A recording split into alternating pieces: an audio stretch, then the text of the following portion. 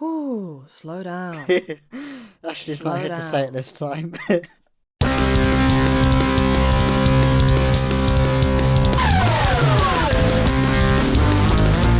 Hello everybody and welcome to another episode of What the Trans. What the trans? It's another day. How are you doing, Flynn? I've been doing pretty good. I've mainly just been, honestly, I got really into a TV show and then it got cancelled really quickly. So I'm like, oh, that was really fun. Oh, I'm really bummed. You know, that kind of weird headspace. Oh, no, definitely. Was it Netflix by any chance? Yeah, it was. It was Chaos. It was that one that's like a modern retelling of Greek mythology. It's actually really, really fun. It's honestly the most like mythologically accurate that I've felt, at least from what I know about Greek mythology, which by no means am I any fucking expert, but like it's nice seeing Zeus be kind of, you know, petulant and insecure, because that's kind of what to me has always read far more actually how he kind of seemed to come across in the tales. And like the one of the things that I really like, this is a really good way to show how like they have it as like weirdly accurate but also it works in the modern sense, is that like the guard dog to the underworld, right, Cerberus, is still the guard dog to the underworld, but in this scenario it's more like there's many Cerberuses and they're like the sniffer dogs in an airport as you're going through the security that is getting into the underworld. So they're still the guard dogs of the underworld, but it's like in that kind of you know, guard dog sense that we have today. It was really cool. It just, I guess it just didn't do Stranger Things numbers. It didn't immediately become their biggest hit. Annoying, shame, ridiculous, bad money model, whatever. Keep creating bad art, I guess, whatever. Because you keep letting the good ideas just die before they even get to become anything. Fine. I know. That was my disappointment with like Willow or something. The new Willow TV show on Disney Plus. I was absolutely devastated to see go. Yeah, we should probably address the elephant in the room, which is that unfortunately there is no Ashley this week. Yeah, it's sort of whenever it comes to Pride season, we're always the busiest we can be. It is actually the most intense working period. But like a little bit after the time of Pride season in October, November time, we start to have some time to sort of decompress, slow down, and start to do our own holidays. I've got my own holiday in Croatia coming up next week. I'm not going to be doing an episode next week. Ash has taken the first episode off. First ever In 5 years. Oh, jeez. No, that's definitely deserved. God damn. She's been in every single episode. She's dealt with many hosts. She's probably got more to come after us, knowing her luck. Yeah.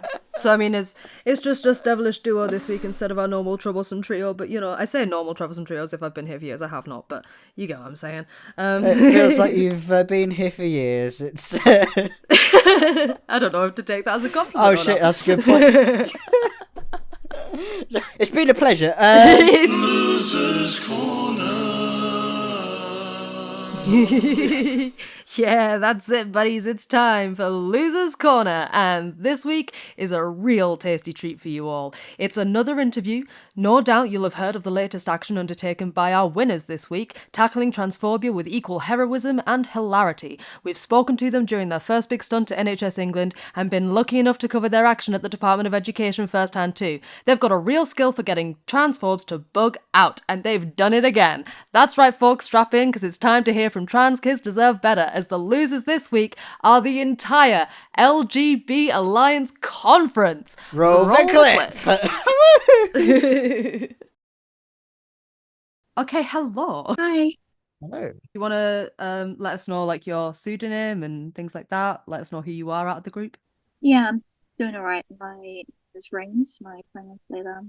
Yeah, I'm a member of TKDB. My name is Zeds. My pronouns are they, them. So, what message did you want to send by unleashing 6,000 crickets into the LGBA conference? We wanted to show to us that we aren't going to let them take away our identities and our personhood. We wanted them to feel a fraction of the fear that they put into us on an everyday basis, just for the fact that we exist. And we want to show them that we aren't going to stay quiet and just take all the abuse and let them have a platform for them to spew their hate. We're going to take it back. The biggest question is, how the hell did you pull this off? Honestly, I'm not quite sure. To be fair, at the moment, I'm not quite sure how much of it was criminal, and I know that we have been talking about most of it. But the bare bones of it is we went to various pet homes. We bought as many crickets as they had. They're sold as like reptile food, so we bought those. We put 1,000 of them into, it's like 1,000 per bag, into bags. We went into park. We taped them under our skirt. And then, so I had like three under my skirt, there were two in my legs, and it was rubbing quite a bit. And so I had Oh wow. to hold my friend's hand and like pretend I'd injured my leg. And actually, what we said was that I had stone bag. And so we had to go into the accessible toilet and change it together. And so what we were actually doing in the accessible toilet was putting them into our handbags. Oh my God. The gender neutral toilet saving. Yeah, I'm still really surprised that we got away with it. So, I mean, they had an airport security thing, like we had to put our bags into a scanner. But the thing was, after we'd gone in and out once, they just didn't check it again. We went through a metal detector, but they didn't check our bags again.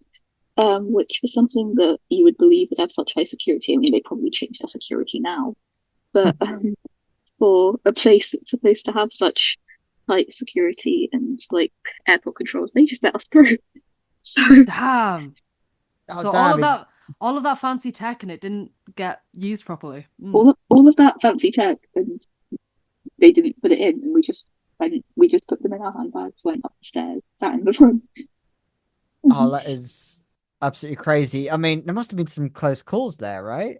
Yeah, I mean, we really thought they were going to suspect something because one of the security guards walked us to the accessible bathroom and was like chatting to us the entire time and things. And I really thought something was going to slip, but no, nothing. Oh, yeah. I mean, I mean, there were. we were terrified, obviously, because it just, you know, that it's there and also that crickets are making noises. They chirp quite a bit. And so we just had chirping handbags that we sat in a far corner to wait for the right time. And yeah, terrifying. I'm really surprised that we actually managed to get to the point of taking them out, but I'm glad that we did. No, exactly. Because, I mean, given the demographics of the LGB Alliance, a large number of Yeah. young, because as well as that, the large number of young people in the conference area, they were like, oh, there's a lot of young folk in here today. Was there some Yeah. sort of things for that? They were quite excited by it actually. So we all had disguises and things. We purposely, like, one of us wore a wig. We did terrible makeup. We went to charity shops and found like different clothes, trying to think about what they would wear. And then we all came up with fake identities. So we gave fake names. Um, and then when it came to actually, they have a lot of stalls in their lobby area. So when it came to talking to people at the stalls, we said that we were uni students, like we made up things about our course. We researched which professors do that course so that we could talk to people about it. And they were just really, really delighted to have young people there. So that should tell you something about their demographic and who it is that's actually buying into it. Um, but yeah, it overjoyed them. I know once we had quite a lengthy conversation about the supposed course my friend was on.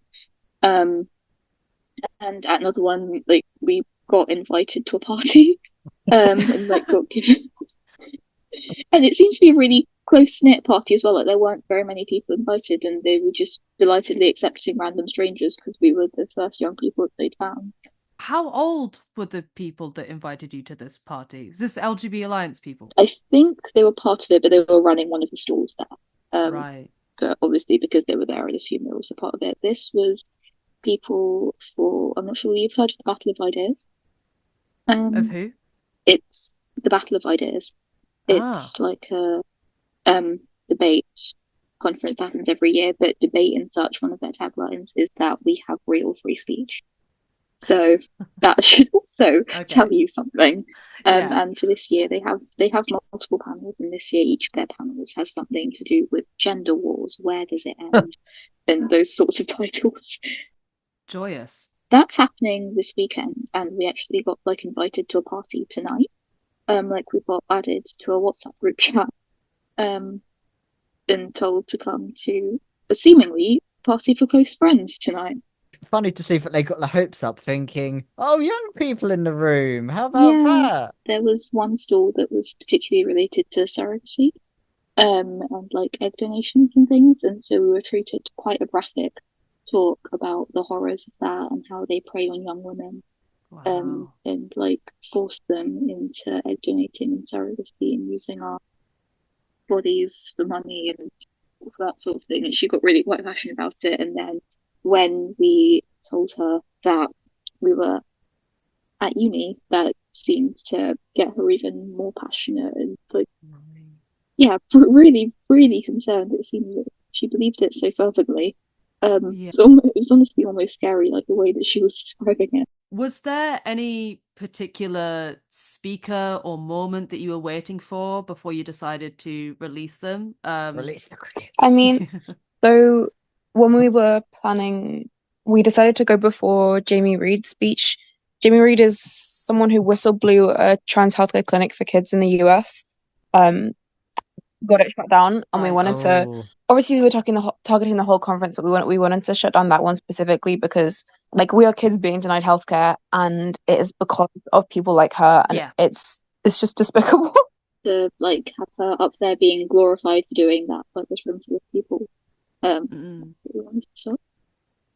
Did you, out of interest, did you choose crickets as like a nod to a previous historic action? Because in 1995, some lesbians, I think in America, did a similar thing. They went in undercover to I think a conversion practice event of like quote unquote ex-gays, and they released loads of crickets. Did you pick crickets intentionally as a nod to that or not? I mean, honestly, I wish.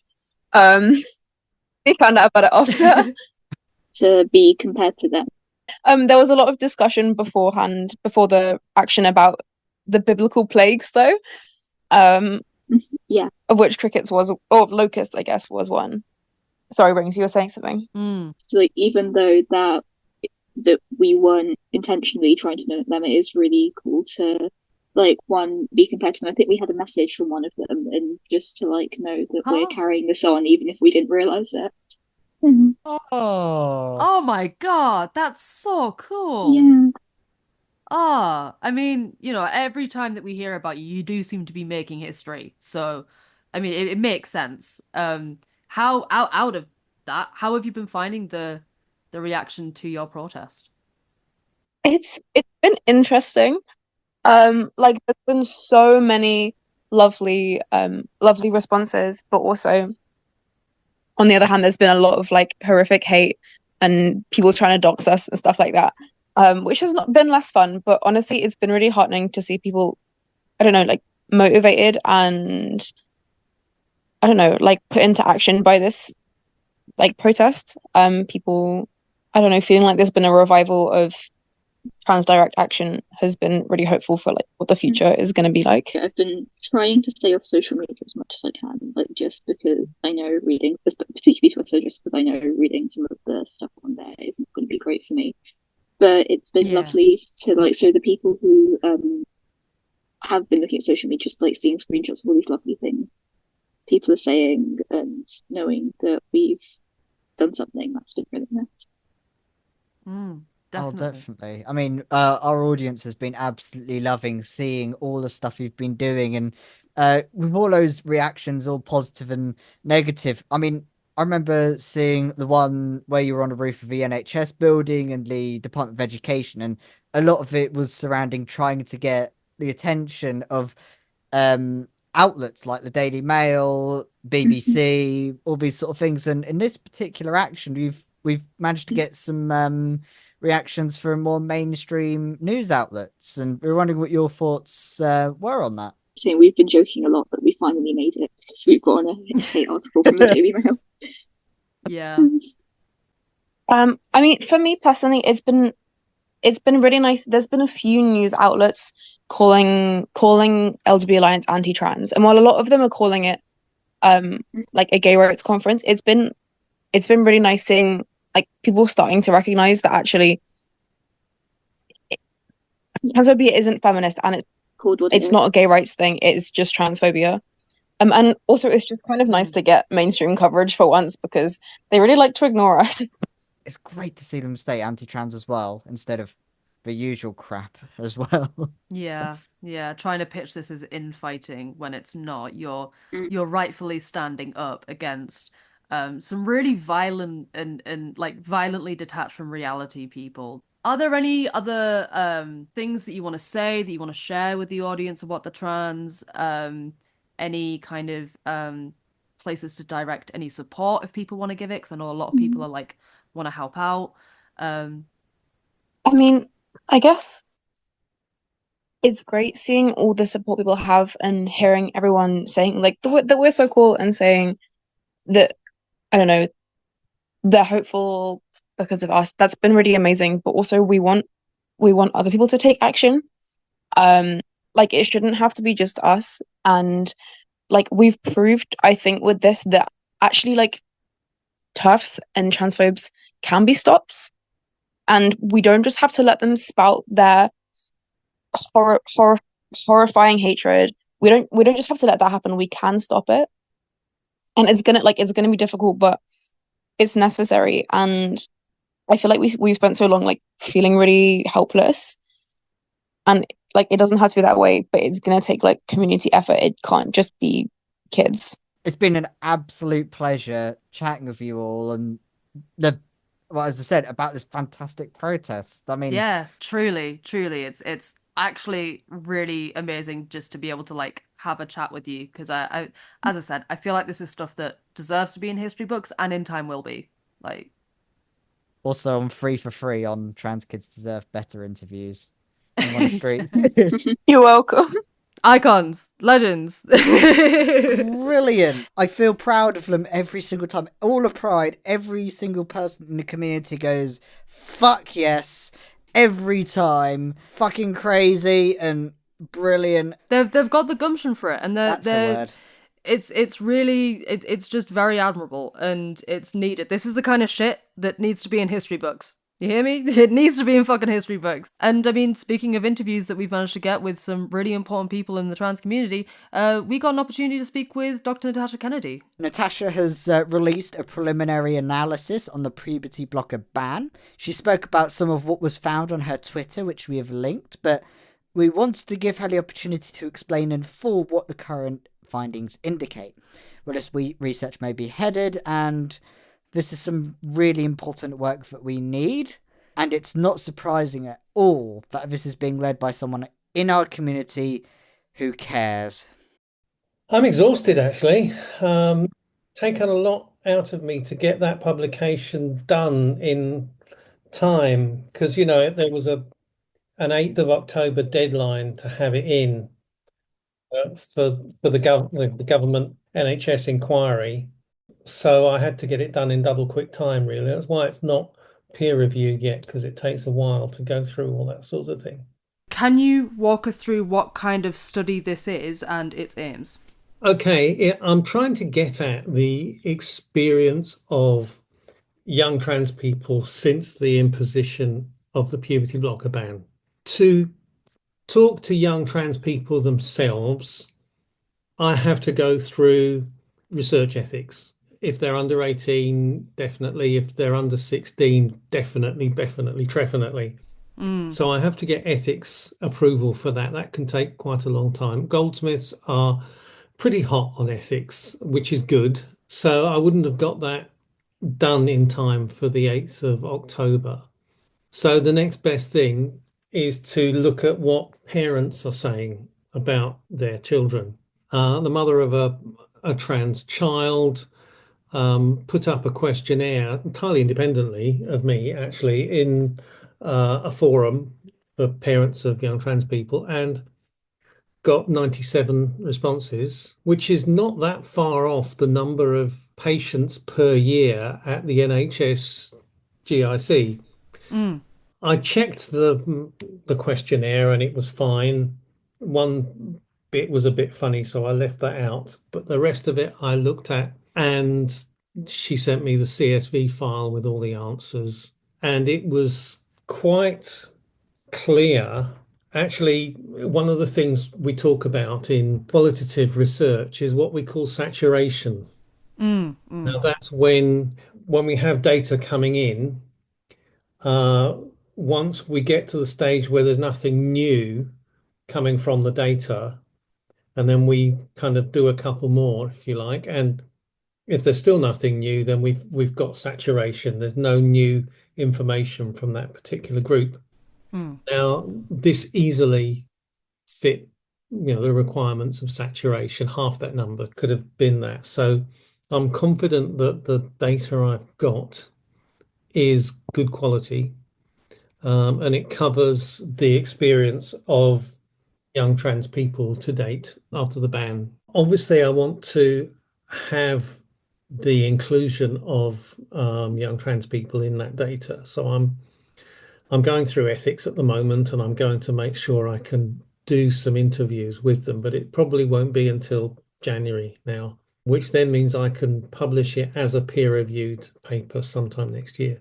I was working to a government deadline, so I had to do what I could in terms of this analysis. What's the overall findings of the study with regards to like children's quality of life, and the quality of life of the families? Okay, well, in essence, there's two ways to look at it. There are those children who have been denied puberty blockers, and there are also those children who have just evaded the ban.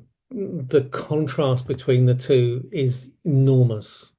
The ones who have been caught up in the ban, who can't get puberty blockers, that sort of thing, has severely damaged their mental health. Anxiety, depression, withdrawal, self-harm, suicide ideation, depression, all sorts of things. Really very, very sharp decline in mental health. Compared with the children who evaded the ban, they're talking about how it's like a weight being lifted off their shoulders, that they are thriving, they're enjoying life, they're able to sleep on their own. Then they're going to school again, they're socializing, things like that. So it really is like chalk and cheese. There's this enormous difference, really. And it's very, very clear from that the puberty blocker ban is really harming trans children. What conclusions can we make about the puberty blocker ban in lieu of this research? The CAS report really didn't cover what would happen after a puberty blocker ban. So this is quite new, but it's very, very clear that there is an enormous amount of harm going on by withdrawing this medication. The justification for the puberty blocker ban was that there's a possibility that puberty blockers might cause harm. Puberty blockers, I think they started prescribing them in 2000, maybe a little bit before that. So we've got 24 years. That's quite a good chunk of time. There are people in their late 30s who have been prescribed puberty blockers. If there was going to be any major problem with puberty blockers, we would know by now. On top of the data from puberty blockers being prescribed for precocious puberty, which goes back probably 40 years, more than that now. So there is no evidence, no observational evidence that there's any problem. So they're setting a very, very small possibility of what is likely to be a really, really tiny negative effect, if at all, from puberty blockers on trans children's health against the actual very, very significant damage to children's mental health, which is evident and is obviously affecting these children now. There is plenty of psychological research out there which says if you suffer from adverse mental health experiences as a child, that will stay with you. We're not talking about something that's going to go away. It's going to stay with. And also the evidence from this study in the United States, which was just published recently, Lee et al., basically came out with some qualitative data that suicide attempts had increased in states where they had anti-trans legislation, including puberty blocker bans. Right. Now, the interesting thing about that is that the level of suicide ideation in these states actually increased over time. Right. So there wasn't a big hit, of mental health issues, and then it went down. Quite the opposite. It's gone up over time. So I think we can expect that the mental health issues we're seeing now will get worse. Right. Yeah, because it'll spill over. Yeah. Yeah. The rationale for the puberty blocker ban in the CAS review was based on one publication, which is a speculative paper with no data, referring to another paper that says, there may have been some cognitive effect of puberty blockers when given to mice. Okay. Right. And therefore, we need to think about this with trans kids. Mice, children. Okay. Yeah. Now, actually, the CAS review completely omitted the largest study into puberty blockers, the effects of puberty blockers on trans children, which was published in 2022, Arnoldson et al., 2022. Basically, that concluded that there was no cognitive decline in trans children. Yeah, they measured that in all sorts of ways, but largely in educational outcomes. The entire rationale for this puberty blocker ban has literally gone. The only reason that the government has claimed for implementing it is to protect children. Well, they're not protecting children, they're harming children. There's also this narrative that often I think I've seen paired with the notion of protecting children, which is sort of as if these measures of the CAS review, the blocker ban, are to empower parents. And I was going to ask, how has the blocker ban changed parents' attitudes towards the new gender services? Were the parents that responded to the questionnaire feeling confident in the services that were being set up for them in the future? Okay, I mean, no, I think No. that for the ones who had experienced it, the data was very, very negative. There have been a lot of problems. One of them said it sounded like the service they had been to was basically operated by a closet transphobe. It's difficult to find data on because there's so few yet who have been through this. So it's going to Of take a course. while. But when you think about it, who is going to go and work in those places? Yeah. You're not, no one with any who wants to retain any kind of credibility is going to work in those places because they're basically conversion centers. Yeah. So probably most of the people who work there as psychologists and things like that are going to be transphobes. I can't see any other demographic that would apply for a job there. Uh, and I think that's being borne out in the small amount of data that I'm seeing so far. I don't think there is any uh, great deal of confidence. I mean, there's no point in going to these centres. What can people offer? They are potentially the only thing they can offer is psychological counselling. It's like saying somebody sort of beating you up and hitting you and kicking you and punching you and all sorts of violent things, and then stopping and saying, "Are you okay? You shouldn't really feel bad about this."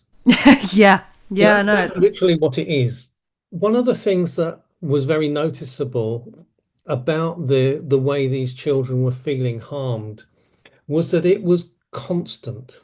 It was always with them, day or night. They couldn't get through a day without thinking about it. The parents were reporting them talking about it all the time. So it's a constant worry. Now, you can't deal with that with psychological counseling or even psychological drugs.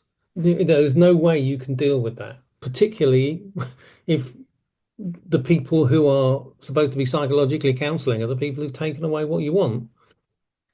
So I don't think there is going to be any point in going to see one of these centres. And indeed, I think from some of the responses I've got, parents are worried that they might be referred to social services and potentially threatened with having their child taken away. So I'm not confident at all. And I don't think a lot of parents are. On the point of like, because it does make sense that it would be people who at best have no idea how dire the situation is and at worst are supportive of it that would be in these spaces. But thinking along that more general line, from the data that you've got, how has the blocker ban affected these families and the children's experience of transphobia in general? They all seem to report an increase in transphobia. I'm not sure whether that comes from the CAS report or from the puberty blocker ban. I suspect most people don't understand what the CAS review is, so they haven't really understood it. But a ban on puberty blockers is almost like saying we don't trust trans kids. Yeah. Don't trust who you say you are, especially when, I mean, the publication that Kemi Badenoch came out with about all of this was gender questioning, and that's in the school guidance still. And you know, Cass multiple times talked about what was it, gender distressed children. Yeah.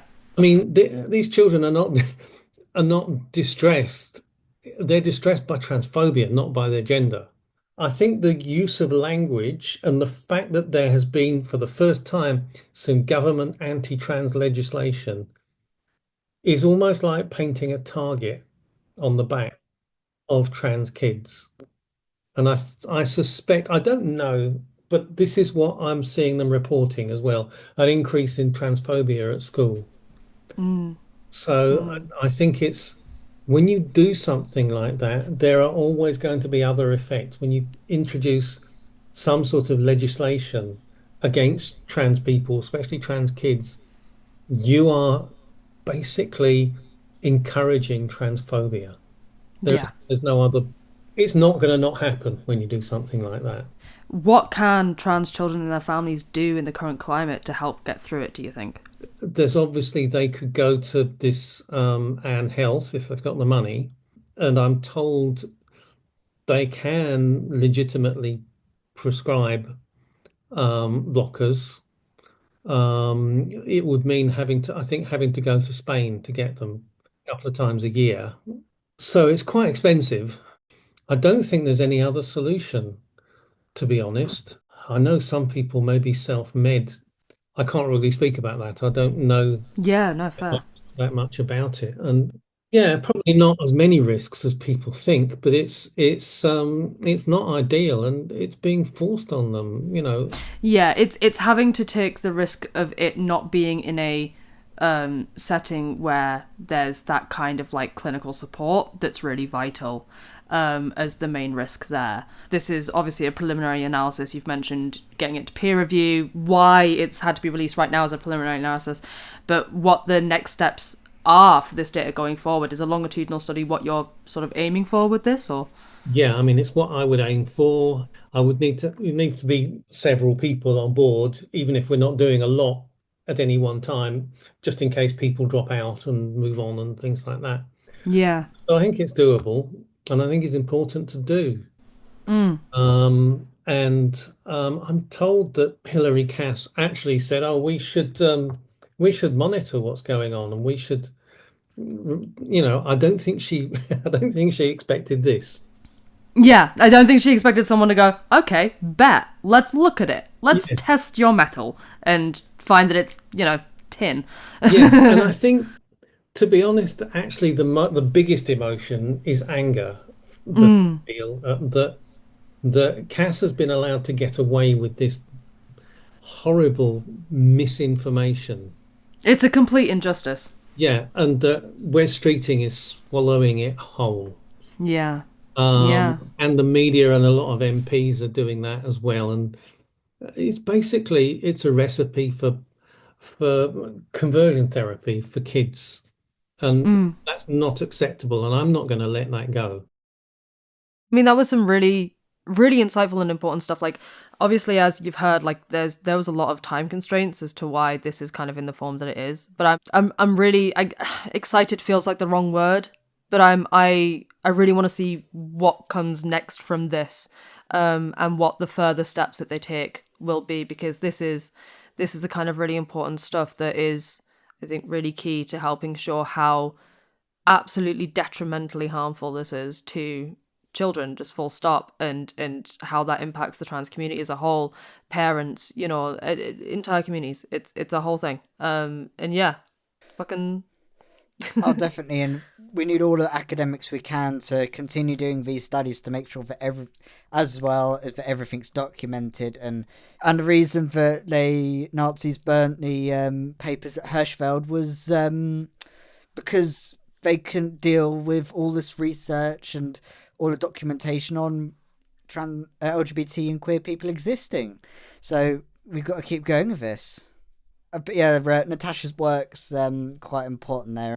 Next up is Claire Proshow from Claire Trans Talks, who has spent the last 18 months analysing transphobic hate crimes. And following the recent release of data for this last year, she now has a data set from 2011 through to March of this year, and was kind enough to write up her findings for us into an article.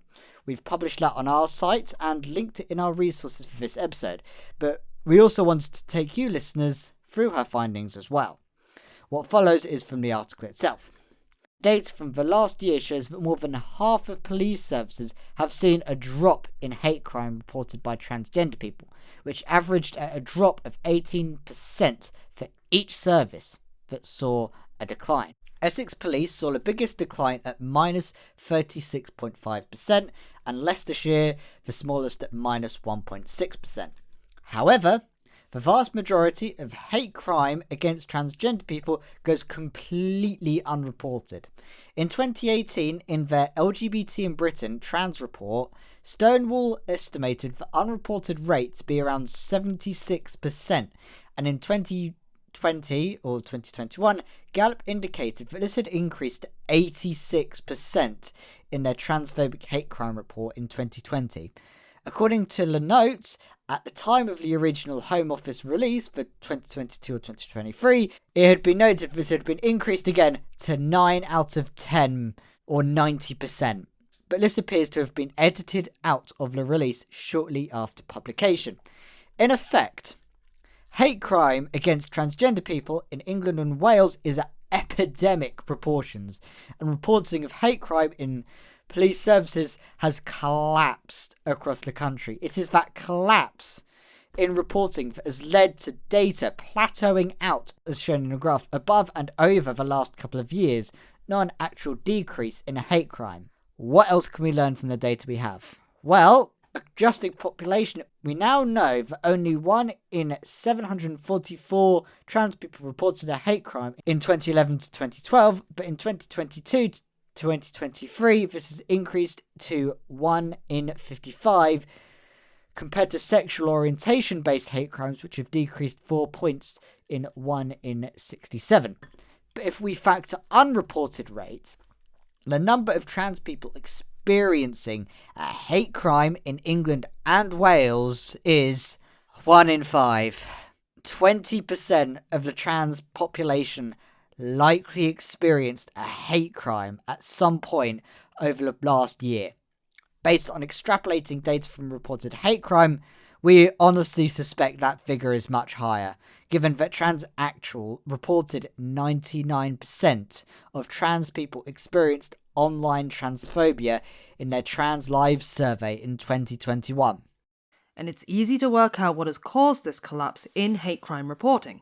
Historical mistrust with the police and the massively increased politicisation of police services by the previous Tory government as part of their phony culture war, coupled with a complete lack of action by police services who are hampered by a lack of interest and training. Fear of upsetting the Freedom of Speech Brigade and UK press have all led to this sorry state of affairs. From talking to friends in the community, the vast majority of trans people can no longer justify the waste of time and effort to report hate crime, especially online hate, for no return or action. Hate crime against trans people is simply not taken seriously in any capacity by police or UK government, and it is far too often written off by police services and politicians as freedom of speech. But all this data shows empirically that trans people continue to face substantially increased risks of personal violence and abuse in public, and are being subjected to increased, more violent attacks and in and on their own homes across England and Wales. That has to change. But does Labour have the courage to do anything? Personally, I very much doubt it, but only time will tell. And that was Claire's writing, but I very much agree. Yeah, Claire's done some fantastic writing. I remember when we were chatting on the WhatsApp and her analysis on so many of these stories and all the data has just been invaluable, and really need more people analysing data like this. And hell, if you've seen other bits of data you want to analyse and show off these kinds of stories, we're always happy to give our platform out to those who might want to help with analysis like this in the future. Please, if you are a data nerd, if you're a spreadsheet nerd, do your thing. Please, do your thing. We're always looking for good, genuine, actual analysis of this data, of much of the data surrounding trans people, to better show the actual reality. I mean, I found that this analysis that Clara done had actually pretty, accurately it validated my own experience. It's fucked. It's fucked, and it's not functioning anywhere near how they want to tell you that it does. No, definitely. And thank you, Claire, so much for doing that work for us. Yes, thank you so much. Now that we have thoroughly covered all of these, I say, normally it's smaller stories before the meet, but, we've had quite a few that are pretty big. I was thinking, gosh, the hate crime one was a meet in itself if we didn't have this one. Yeah, but why don't you take us through the meat as it is now? Oh, indeed, yes. The burger and this horrid news bun, which we've tried to sprinkle in a bit of seasoning with nice news. But this one is very much a horrid, disgusting, overcooked beef, which is some really horrid news about the recent story that's come out on Twitter. So this story is a bit of a two-parter. The first part you've probably heard about already, particularly if in the UK, which is that many trans people have received letters last week from their GP advising that they would no longer be provided with their hormone prescriptions. This is a complete separate issue from the puberty blockers ban and affects adult trans people who have been seen a few times at their gender clinic and have also been given their estrogen or testosterone by that clinic. It seems strange to us that so many people in different parts of the country had received some surprisingly similar looking letters at around the same time. And as you might have guessed, we've sort of been looking around and it seems to be a coordinated effort. From what we can gather from some of the sources, which we believe has happened here, or is one of the things that have affected it, is the primary care networks across the country have been doing collective industrial actions where some of their demands are to not take prescription from secondary care institutions like gender clinics. Then hostile GPs then ask other GPs to specifically target gender identity clinics. And because of the collective action agreement, then have to join in. But this is from some of our anonymous sources so far. We're still gathering evidence, but if you've seen anything that helps corroborate this, please get in touch. But the big picture is that trans people are being denied the healthcare they need, and those affected have been contacting Transactual, who have been looking into this. We spoke to their CEO, Shay, who gave us his thoughts on the issue, but what's the second part of the story, you may ask? Well, dear listener, while we were sat down with him, we took the opportunity to ask about where things are with the Adult Gender Services Review, as Transactual is part of a trans healthcare coalition that's aiming to help stop this new review being CAS Mark II. Ring that bell. And we've got some exclusive updates for you all. Alright, so we're with Che from Transactual. The pronouns are he, him. Welcome to the pod. Thanks for having me. Yeah, I mean, I feel like we should start off by just asking, how are things at Transactual at the minute? Where are things up to and whatnot with, what's been going on? Very busy, sort of, as we, speak, sort of preparing to publish a report on patterns with GPs refusing to prescribe HRT. We've got Meet Us, Hear Us campaign. If you don't know about that, it's a initiative to encourage people to go and meet their MP or other elected representatives, because they're making decisions about our lives, and a lot of MPs and others have not knowingly met a trans person. So it's important that they hear about trans people's experiences. So really encouraging people to get involved in that. There's info on the Transactual website, and we're going to have a day of action of as many people getting a meeting with their MP in Parliament on the 13th of November to start off Trans Awareness Week. So there's all the exciting things and important things there. There's also things like the work that we're doing within the Trans Healthcare Coalition around the review into adult services, and we've also just responded to the stakeholder consultation on the puberty blocker ban as well. And there's other stuff going on too. The book that we've got out, Transitions: The Unheard Stories, and so much. It is a very busy time for Transactual. And it's nice that not all of it is having to react to awful things happening. But yes, we are having to also react to awful things happening, and it's a busy time. So out of the people that reached out to you about the GP HRT situation, what have you learned so far from those that have gotten in contact? Yeah, so we've got a online form for people to fill in. So if anyone listening has been refused HRT by their GP within the past year or past couple of years, please again go to the Transactual website and fill in the form.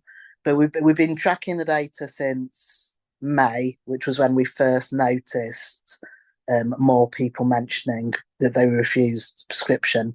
But when we had a look at the data for people who have been seen or are being seen by an NHS gender clinic and who have got a letter or a report that is asking their GP or their previous GP to prescribe, we're finding that there's been a definite increase of people, and the majority of the people that responded to our survey, at least, are people that they're not new on starting HRT. They're already on it, and I think it was around half. It was a GP that had previously been prescribing for them had changed their mind on it, and a third of the people being refused care, including myself, actually, were people that have been discharged from their GIC. So it's not necessarily what I might have expected with GP, with it being GPs that had never prescribed HRT before. That's happening as well, and people with new prescriptions. But the common reasons that are coming out are GPs saying they don't feel competent to prescribe, which is strange because it's the same medication that cis people have for menopausal cis women, or for cis men with low testosterone, and also for some intersex people it's the same medication. You just have to look at, is it in the normal range, but they don't feel competent to prescribe. A lot of people saying about our integrated care board or our primary care network or our practice, we don't have a policy to prescribe HRT to trans people, or various variations on that theme. In my personal case, it was my integrated care boards say that GPs should only prescribe HRT under shared care with the gender clinic, and I said to them, well, where does that leave me?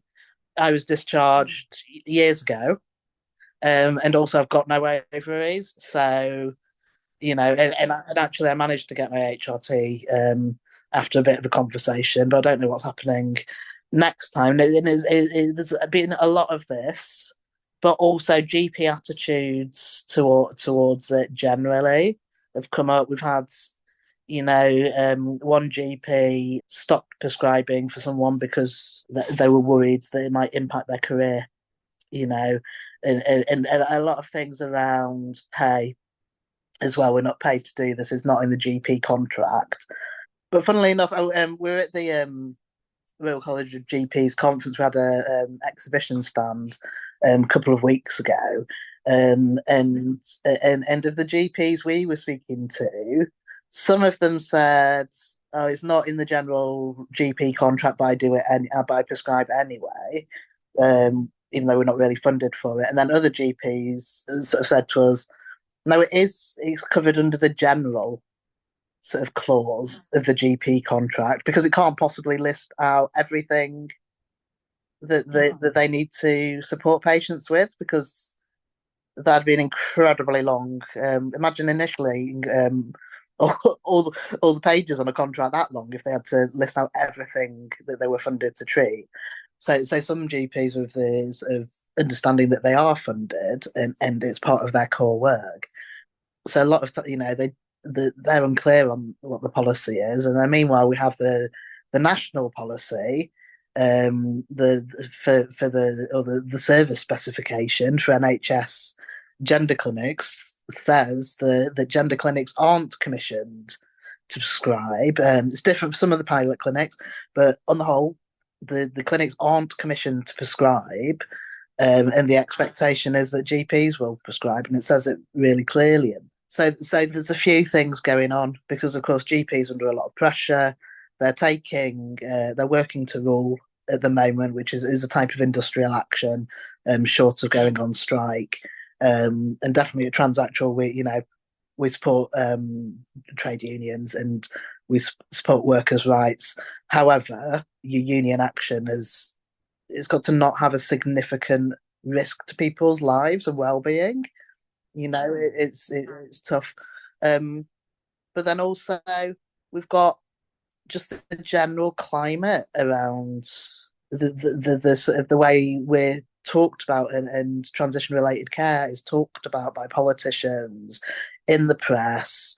There's a general, for some GPs it'll be making them nervous, for other GPs it'll be empowering them. So there's a whole mishmash of reasons that it could be, and realistically there's a combination. And of course the Royal College of GPs guidance, They recently did that update, didn't they? The clarification they put out. did. Yeah, I was just about to ask what your understanding of it is. We're glad that they offered a clarification, of course. It takes the guidance on what they were saying about prescribing HRT for trans adults. It takes it back to what it originally said, round about just before they changed it in the spring, late spring, early summer. They changed it after the CAS report was published. This I'd wish it would be a bit clearer and a bit more to the point. It kind of still says, well, we encourage, you can prescribe, but there's still a bit of a you don't have to in there, as opposed to the guidance for the GMC, which is a lot clearer and a lot more straightforward. So I kind of wish that the RCGP would just signposts people to the GMC guidance, and that's the guidance that we quote. And of course, there's still a lot in there around trans children and young people that is an issue, and we are seeking to speak to the Royal College of GPs on that, to see where they're up to with things and what's led to different changes and all of that business, really. What do you feel is driving these actions of the HRT withdrawal stuff? Do you feel it's more intentional, or And also why it's so sudden and such as well, or it feels so sudden, doesn't it? It feels like it's been a sudden ramp up. It feels like it, but it's hard to know how sudden, because that might just have been a couple of people happened to post their letters online and they went viral. Because this has been going on since, we wrote a resource for trans people about what to do if your GP refuses your prescription back in May, and launched the tool because we'd seen an increasing pattern. But it really is, I think it's a combination. So because there's so much misinformation about detransition, and because there've been high profile court cases to do with, people who are very much in the minority and regretted their transition and took legal action. So GPs are, some will be afraid of court cases. And it's a bit like the coverage of these court cases is a bit like coverage of airplane crashes, right? Because the reason they get coverage is because it doesn't happen very often, whereas actually car travel is far more dangerous than traveling on an aeroplane. But because road accidents are fairly common, they like the occasional sort of bump on traffic lights or something doesn't get reported on, so there's probably a perception amongst some GPs that detransition is more common than it actually is, and a fear that they may be prosecuted or some action might be taken against them. Again, for those that hold hostile views, we're seeing people feel more able to express trans hostile views these days because of how the ongoing social media campaign, behaviour of some politicians, it sort of acts to sort of embolden people as well. Confusion because of the blocker ban and worrying, I don't know what I can prescribe, so I'm just not going to prescribe anything. Like I said, the action short of strike and the working to rule may well be part of it. We support trade unions at Transaction, we support workers' rights, but we would rather that it wasn't impacting trans people who one of the groups that are known to face many healthcare barriers. So do you feel that action short of strike is a contributing factor? It could be. It's hard to know. I think it's a combination, and also I wonder. This is not based on anything I've seen, but just sort of more of a question in my mind that someone may well investigate at some point. But I wonder whether any of the insurers that provide GPs with their professional insurance and their sort of legal indemnity type insurance, I do wonder whether one of the big ones has changed sort of how the policy, or put something out that says we won't cover you for this. Because the wording in the letters that I've seen is of a sort of it's very similar, duplicated. It could be that too. So in reality, it's probably all of those things. It's not one thing. Well, when you talk about being across the NHS, just to pull it back to the HRT situation, how far widespread across the UK is that in your data? Is it outside of England or Wales? And so in England, it is in every NHS region, not every integrated care board, but the examples in of the people that reported to us. There will be more examples, of course, but it's 22 of the 42 integrated care boards. We've got incidents of refusal reported in those, and they're across all of the regions of England. In Scotland, we had six people report, and in Wales 3, and we've not had any reports from Northern Ireland, but that might be as well because in Northern Ireland the gender clinic is not really functioning at all. So there's so the issues there are different. But yes, it is largely England. With that geographical data, you got to think, if someone in a local support group has shared it within the group, it might sometimes the geographical spikes might be more to do with that, and less to do with it being especially an issue in that area. It might just be more people in that area have seen that we're tracking it and have a form to fill in. So there's certain things with that to just sort of be mindful of not drawing too many conclusions, but definitely we know it's every single region in England. I definitely, it definitely all seems very widespread, and I think it's as mentioned, you'll probably want as much data as you can get in terms of the other regions like Scotland and Wales and Ireland. So if any of our listeners are out there, we'll make sure to attach this in the description. But for those who are also listening who are thinking, "What if I'm next?" How reasonable is it right now for the average trans person to fear that their HRT could be next? That's a really tricky one to answer. So I'll say a couple of things that I hope will reassure people. So the first one is that if you're refused, you don't need to just leave it there and go, "Oh, that's it." Transact will have a resource on our website that I've mentioned that you can use, and it talks you through. There's a two-sided PDF that you can send to your GP or take in, you print out and take in, or show them on your phone.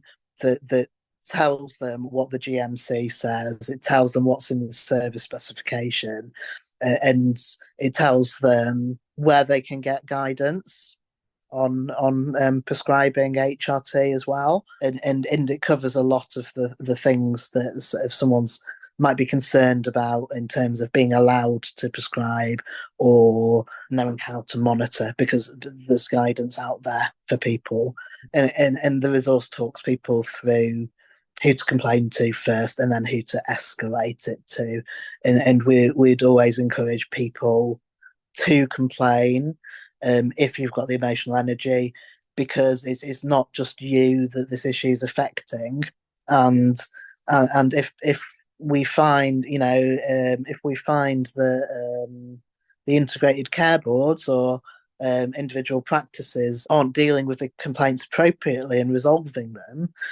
people have the right to complain to the Parliamentary and Health Services Ombudsman, and they keep track of patterns of complaints, and if they spot any particular patterns, they report on them and make recommendations around some of the issues.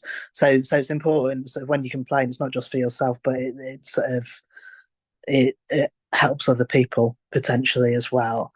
The other thing to say is it's important to caveat this by saying trans people should have access to hormone therapy on the NHS. They should have access to blood testing, and we should never have to look for alternative solutions. But what I will say is that trans people, even before the NHS provided HRT, we got access to HRT.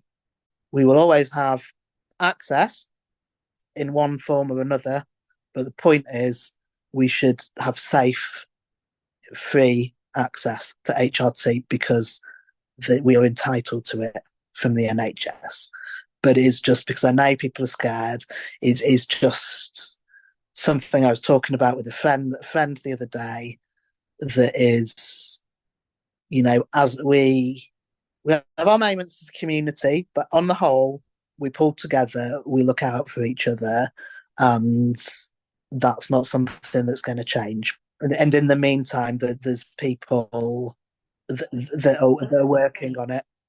We know a lot of people are anxious, and we are too, actually, to be honest. But we're working on it. So that's why we got the report that we're going to be releasing later in the week. The draft report has already gone to NHS England. It's already gone to a few people that need to see it. And indeed, with one of the letters that we have been sent, we've raised it with that integrated care board already. So that Transactual and others, and there are people within the NHS that are sort of working to get it sorted.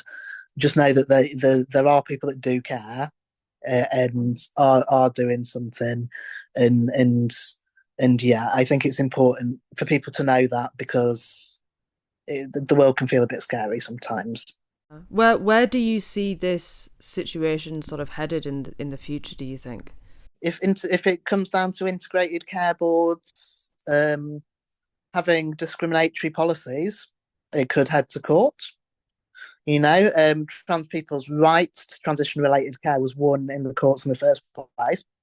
So there could be a court case, in court cases against GPs, or disciplinary action against GPs, especially if they've refused care to someone that's had that's got that's had their ovaries or testes removed.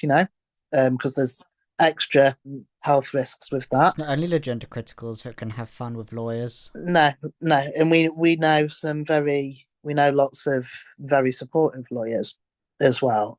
And it shouldn't happen. Shouldn't have to happen, but I think it's a potential.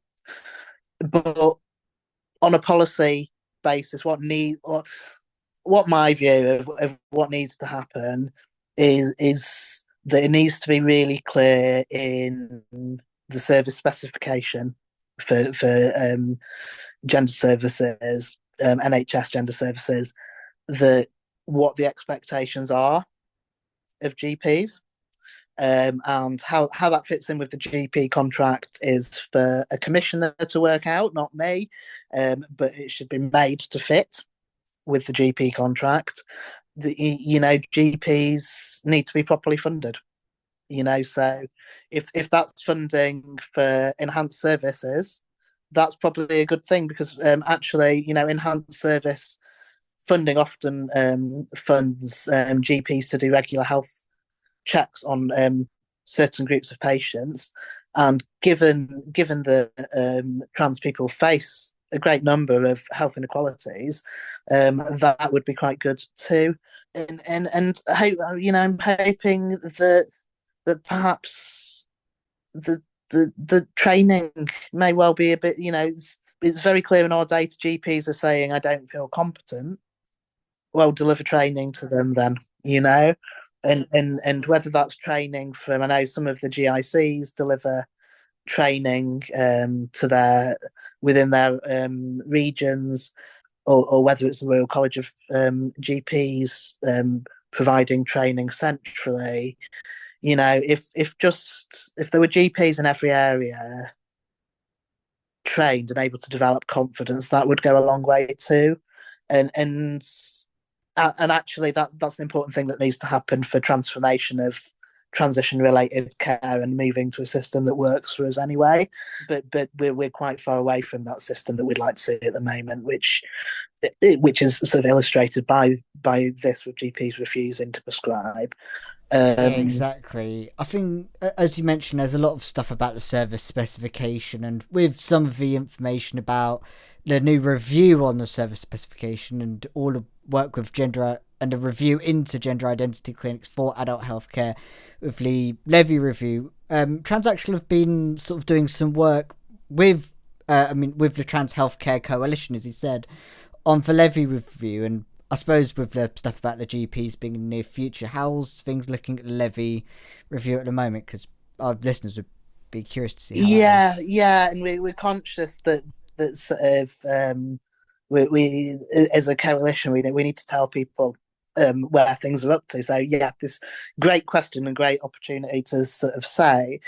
So we're avoiding calling it the Levy or the Levy review, because we don't want it, especially if it turns out to be awful, we don't want it to be used as this really easy throwaway phrase that is very easy to then refer to as in the way the CAST review is in policy making. It's a bit of a convoluted way to explain. I think I get what you're saying. Is it sort of the way that Cass has been able to become a prominent figure, and it's been able to all be centered around this one person, and that's been advantageous for her career at our detriment, and preventing that happening again. And also it is, that's part of it, and it sets it up when it's called a name like the name of the review, it sort of sets it on a pedestal, and in the case of the CAST review, it's a pedestal that it does not deserve. But anyway, so we're sort of saying it's the independent review into the NHS England adult gender clinics. Doesn't quite trip off the tongue as well, but we know the review visits have started. We are starting to hear information from one or two visits but I'm not going to say sort of anything more until we've heard from how more of the visits have been. We did have concerns that there was, whilst trans people weren't explicitly excluded from being part of the teams going into review the gender clinics, that there was no explicit inclusion. So it was kind of like, well, if a clinician happens to be trans, then there'll be a trans person on the team doing the review for that particular clinic. So we've and other members of the coalition and other LGBTQ plus orgs have stressed quite plainly that you need to be including some patient voice representation on the teams. Unfortunately, not heard back about whether that's happened. So we'll, like I said, we'll have to see once we hear some more reports of how the visits are going, and these review visits are a bit like, for people that are familiar with sort of education-y stuff, I think of them a bit like Ofsted inspections to see what the clinics are doing well, where they need to improve, what they're doing in terms of, are they following the current service specification, things like that. How many patients are they seeing? What's the patient experience like? But without the pass or fail mark. But anyway, there's going to be they're reviewing all the traditional gender clinics, plus trans, plus and indigo. And there's going to be reports about each of them into each of the reviews, and then it's all going to come together in one report of all the clinics. That is only part of the review into adult services, so it's going to inform the review of the non-surgical service specification. That covers things like how many assessment appointments you had, what types of clinician work in a gender clinic, what services the gender clinic offers. Covers a little bit about hair removal as well, and then stuff to do with surgery is a separate one. So what the NHS are doing at the moment is on Monday, anyone registered as a stakeholder in NHS Gender Services got sent the details of a stakeholder consultation into the existing service specification. And NHS England have told us the reason they're doing that is because they want to hear from people what we think should be kept, what we think needs to change, what we think needs adding, and what we think needs removing. And also from the findings of the review visits led by Dr. Levy, from that they will then draft an updated service specification, and then there'll be public consultation on that and all of these things. So that's kind of where we're up to with things. So there's a couple of things going on. There's also going to be a policy on hormone replacement therapy for trans people, because that isn't at the moment. And again, that's potentially an opportunity for trans people. This is part of the review, isn't it? Yeah, it's all part of the review. So this is what I was saying. The visits by Dr. Levy are only part of it. So yeah, and because there's not previously been a HRT policy for trans people, so it could be useful, because it might be able to include something about GPs and their responsibilities, you know. There's also been concerns about the puberty blockers, where would it be like a possibility that they'd try and use that kind of consultation to try and make it harder to get HRT? With the puberty blockers, my sense is that was coming from government, or the previous government, or not that we've had many different messages from the new government. We're due to publish a letter to Wes Streeting about that tomorrow, an open letter signed by 144 people. Yeah, I think I saw a pre-press release. Yes, you'll have sent to seen my the pre-press release. Yes, yeah.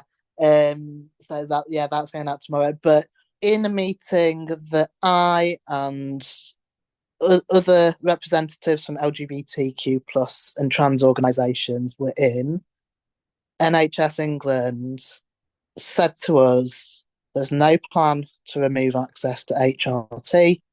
There's no plan to close any gender clinics. I've not had that in writing. I've just had it verbally. I've asked for it in writing because I think actually NHS England should be communicating to trans people about what's going on. Definitely. And it would be more reassuring. And to be reassuring. And we've been saying this as the Trans Healthcare Coalition and individual organisations, we've been saying this for months. Repeatedly, every time we speak to them, it's will you communicate with trans people, because people are scared, because rightly so, they've seen what happened with cast review, and trans people are worried about adult care. In terms of the coalition, we are very mindful of where the issues came about with the cast review, and we're looking very closely at all the stages, and we'll be ready to, if we think that anything untoward is happening, or if we're seeing flaws in what's going on, we'll be raising the issues straight away and publicly. But also, we're not working on the assumption that our care is going to be taken away. We're working in the knowledge that we have to be aware that there are people in the world that would like that to happen. But actually, we're focusing on making sure that we see improvements to what is, let's face it, is a broken system. There's a broken system. Something needs to happen to improve it, and so we'll be as a coalition, and again as the organisations within the coalition, we might have all slightly different nuances to our views on things, but ultimately we want improvements to transition related care. So this review as a whole can see why it's worrying people, but it could lead to improvements. When you're asking them to change certain things, or you're critiquing the way in which things can be done to better the trans community, are you feeling listened to? Just towards the start of the review process, or the part of the process being led by Dr. Levy, quite a few LGBTQ plus orgs and trans organisations did have a meeting with him, and he'd sent through the areas of and key lines of inquiry, and we had opportunity to feed back to him on those, and to the team on those, and we had a discussion around it. We had opportunities to raise sort of some things that were a bit problematic, and he invited us, to follow up with email. We've not had an email back to say we've made the changes, but it felt like they wouldn't have had the meeting if they didn't want the feedback. However, and again, I'm not sure, we really pushed on the importance of having trans people as part of the review team by design, not just by accident. And we're not sure, going to need to see and find out what's gone on a few more of the review visits before I can say whether that's happened or not. Not to bring it back to bringing doubts on the review again, we have seen some there was like a Freedom of Information request a while back about the Cass review appointments and how Cass was appointed, because she was like the only person interviewed and shortlisted, and there seemed to be a lot of the same cases. Yes, yeah. So Dr. Levy was there was an FOI came out, wasn't there, that Dr. Levy was the only candidate And I'm in two minds what I think about it, because on the one hand, he's not worked in gender medicine or in isn't trans either. But on the other hand, it was him that he's led some quite major national reviews. So reviews into when there was a particular group of hospitals that were failing and needed turning around. It was him that led that review.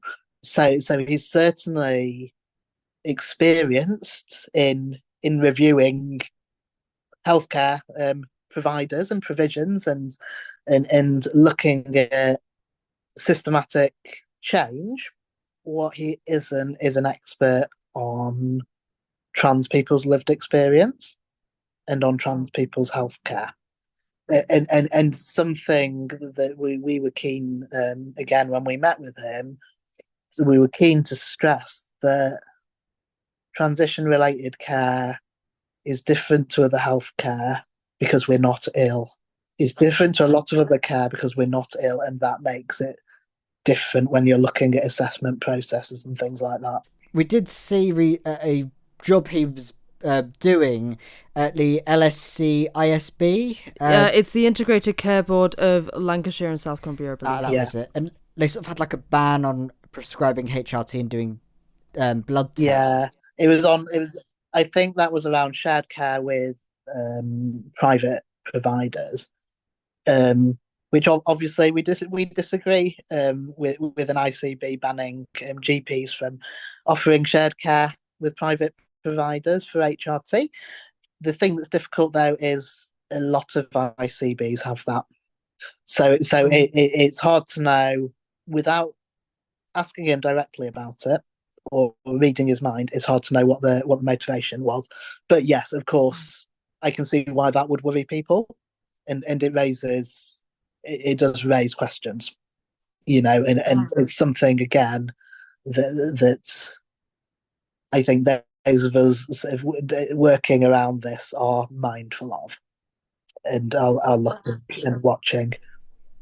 Oh, definitely. And I mean, you the work at the Trans Healthcare Coalition will definitely we're definitely behind you, and hope it goes absolutely brilliantly. And you've answered those questions on the Levy review. You've absolutely rinsed you for answers and all that sort of stuff. And I suppose to move to a more positive thing, you've had some fantastic work at Transactional, not only with the Levy review, but also, as you mentioned earlier, you're working on the speaking to MPs in Parliament and what I can see is making sure there's a torrent of trans people coming into Parliament speaking to MPs. Do you want to walk us through some of that? Yeah, so the Meet Us Heroes campaign is on the basis that, look, MPs are making decisions about our lives or decisions that impact our lives, and it might be sometimes it's trans-specific decisions, other times it's not. They're just decisions that impact us as humans,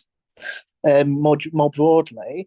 They're making decisions about our lives without having met us and without having heard from us about their experiences. And a lot of them will be getting their information from the media, from the press, from social media, and indeed from transphobic campaigners that are in Parliament on a regular basis. It's time for it to change. We need that to change, and everyone has a part that they can play if they feel able to. Everyone has a little bit that they can do to be part of that change. So we're having a day of action on the 13th of November. It's a Wednesday, and it's the first day of Trans Awareness Week. And what better way to start Trans Awareness Week than encouraging trans people to meet their MPs in Parliament? I know some people have managed to book an appointment with their MP already in Parliament, and will be going along, and we'll have, we've got support for people on the day. We have a travel bursary if people are on no income or a low income. When they fill out their form to say that they've booked their appointment with their MP and they're coming to Parliament, they can let us know that they'd like to be considered for the travel bursary, and we cover the cost if someone needs to travel with a carer. We'll cover the carers travel as well, and we're going to have a drop in for MPs. So any MP that's not fortunate enough to have an appointment with one of their trans constituents or any of their trans constituents on that day, we're going to have a drop in where they can come along and talk to members of the transactional team, talk to other trans people that we're inviting to be part of the drop in as well, and really get those conversations going and get MPs listening. But it's actually not limited to just talking to MPs. Talk to your Senate member, talk to your MSP, talk to your Northern Ireland Assembly member, talk to your local councillors, just talk to anyone that's making decisions about our lives. There's lots of information on the Transactional website. If you go to transactional.org.uk/Meet Us Heroes, that is the home for all of that information. So we've got a resource on how to arrange a meeting with your MP, what to expect from it, how to prepare for it, how to follow up afterwards. Lots of top tips. We've run some workshops for trans people as well on meeting elected representatives, and there's lots of information there. And like I said, it's not just limited to going to meet your MP. It's not just limited to coming down to London. Or on the 13th of November, it's good to have a National Day of Action. But actually, what's really important is just go and meet them, or have an online meeting if you can't get out of the house or something like that. Have an online meeting, but it's just important. It's just important that we're heard, and listened to. Oh my gosh, that was such a good interview. It really was. It really was. It was really good to be able to get needed important info on something that is very, very concerning, and to be able to then also get information on this other really big important stuff that we've not really seen much about. Really needed. Very glad that Jay was really willing to sit down and have a word with us about it. Yeah. As a journalist, I fucking love a good exclusive, and this was so many exclusives wrapped up in a big bundle, and we're like, aside from Transactor probably doing their own bits, but being able to be the first to put it out there, that's always exciting. I love those kinds of things. I'm always running to try and get as many of those as I can grab, and it's so good. That's just my selfish part of it that's coming in there.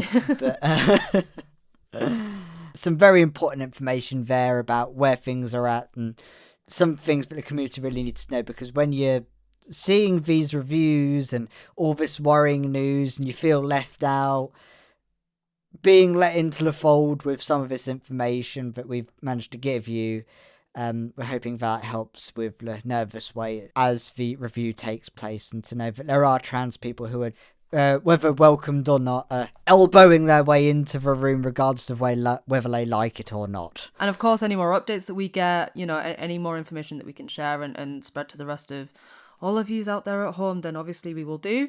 But we've at least got something for now, and that's pretty good scoop. Pretty good scoop. I love scooping. Oh, it's so good. And speaking of scoops, I know that everyone listening may be quite full on all of the news and the meat that we've given them, but how about a little bit of dessert? Yeah, it's like when you've had a really big dinner and all of a sudden you then think, I might have enough room for a bit of dessert. Yeah, or someone's like, a little bit of ice cream, and you're like, oh, suddenly, actually there's space. I can move things around. We've got this. Oh, maybe a little bit of pud then. What a bloody surprise, mate. You got room for pud. Because this episode was such a particularly difficult one with a lot of heavy news in it, we kind of wanted to provide some nice joy and just chill good times to end things out on. So we're doing dessert now. Yeah, anyone with this is not just going to be a thing about big newses. The way that I think we'd figured out is basically it's a more community-led thing. So if anyone has really cool, if there's any interesting, cool, good news that you get, send it in to us. If there's any, if there's any kind of icons in the community, any, more local artists or people that are in your local queer communities and you want a spotlight on them, let us know about them. If you want to, you know, if there's big milestones, then send them in. It's that vibe. We want to make sure that we aren't just sitting down and talking about transphobes and transphobia as opposed to talking about our community. Yeah, uplifting everyone. Yeah. I mean, obviously, we're still going to report on the big news. That still has to happen. I don't know about you, but I think it's been nicer having little things that are nice in between the big stuff. It just allows. Yeah, I'm just most of the time, most of the ending of the news, I'm going. But at the end of the nice news, I'm going. I'm afraid, dear listener, with all these interviews and all this queer joy and all the news, I think we better let you go. I'm sorry, you're going to get more of this next episode, and if you want to have us talk about nerd culture more, you can check us out on Patreon as well. We've got What the Flux coming up, we've got Trek the Trans, Who the Trans. If it's mixed some kind of who, what, why, where, with a bit of trans or something at the end of it, we've got it. Some form of question connected to some form of art, and that's going to be trans. Our content. Oh, exactly. And you can also check us out on our website at whatthetrans.com. We're on the nearly dying Twitter, twitter.com/whatthetrans. We're also on Threads or Blue Sky if you want to not be part of that dodgy situation. We're on Facebook, and of course, as we mentioned, Patreon. But with that, thank you very much and goodbye. Bye. This episode of What the Trans was written, presented and produced by Flint, Ashley Talbot and Alex Bedwell. Edited by Amber Devereux, Ollie Morris and Larianne Davis. And with music composed by Warrett Sarah Yuri Carlsberg. Thumbnail by Ubo Pears. And transcription performed by Sam Wyman, Rowan B, Rachel Aldred and Georgia Griffiths. And we'd also like to send out a massive thank you to our wonderful Patreon producers. Starting with Tin Roof. Okay, Nystrom. Danny Gould. Lex Phoenix. Sebastian Singh Soprano. Joe for low quality and be really high quality. Andrea Brooks. Jack Edwards. Emily Roberts. Dulcie. Stefan Blakemore. Now Art. Crazy Richard. Needles and Threads. Flaming Daphne. Dr. McGee. Genevieve Dixon. Rachel Harris. Katie Reynolds. Georgia Holden Burnett. Grabalicious. Mick Safford. Root -1. Gray. Elizabeth Anderson. Bernice Rouse. Ellen Meller. Jay Hoskins. Trowan. Ashley. Matty B. Setcap. Jane. Roberto DePrunk. Rose Absolute. Sarah. Cena. Kiki T. D. Sky Kalane. Eric Whitman. B. Jude. Monsieur Squirrel. Fergus Evans. Anubis Jackal. Kamina. Brandon Craig. Break the System. Sean Phillips. Heidi Reardon. Ezra. Lentil. Clara Volume. Amelia. Samantha Raven. Corvina Ravenheart, the trans metal DJ from Twitch and VR chat, will play St. Lucifer for props. Tabitha Joe Cox, aka Candy. Fiona McDonald. Murgatroyd. Ontologically Unjust. Stella. Cinder Goza. Rebecca Prentice. Crazy Richard. Dan Oblivion. Florence Stanley. Helen. Elle Hollingsworth. Nick Ross. Melody Nix. Fiona Punchard. John. A mysterious anonymous patron. C.B. Bailey. Gordon Cameron. Ted Delphus. Kai Lewin. Vic Parsons. Patreon user. Vic Kelly. Catherine. Sabrina McVeigh. Cassius Adair. Melissa Brooks. Kraken 12. April Heller. Sophie Lewis. Alexandra Lilly. Claire Scott. Ariadne Pena. Laura Anayans. Bernard's Pink Jelly Bean. Lenos. And Chris Hubley. Thank Thank you you. all for listening. Bye. Cheers. Till next time. Fucking hell, that was so long. Oh no!